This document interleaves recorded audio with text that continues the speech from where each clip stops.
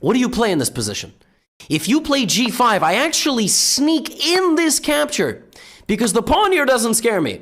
The pawn here does not scare me. I will move this knight. I'll move the knight h5, put the knight on f4. I'm going to be very happy. And then I'm going to continue my attack. Maybe I'll even go long over there in the future. But he forgot that he was playing Rashid Nishmedinov. Because in this position, Rashid Nishmedinov sacrificed the rook! Rook takes f6. The idea is actually very straightforward. It just has to do with control over the d5 square. Now you would think that move makes no sense because your rook is gone. You have no attack anymore. An entire potent, powerful attacking piece is gone. But what's more important is the knight coming to d5 because black actually cannot take this knight. It invites way too many problems. So instead of that, black goes here. Now Nishmedinov slides the queen over to the f2 square, fights for the dark squares and threatens stuff along the f file.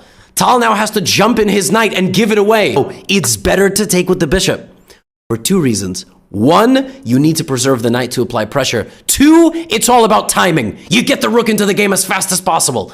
E takes f4, and just before we do that, we lunge into the center of the board with e5. We surrender the control of the knight completely, because if bishop takes d5 is played in this position, you open up the king.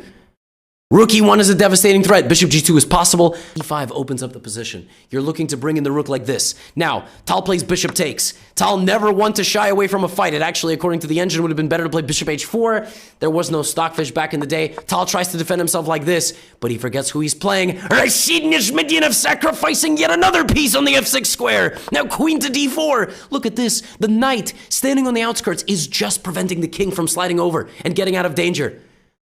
Now, the bishops are still staring at each other. The rook is still pressuring.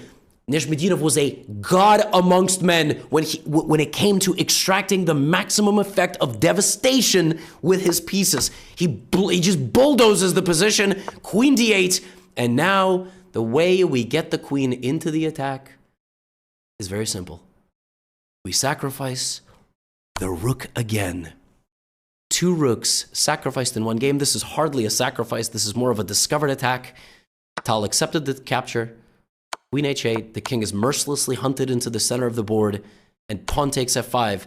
And Tal resigned because after king d6, Nishmedinov would have went here.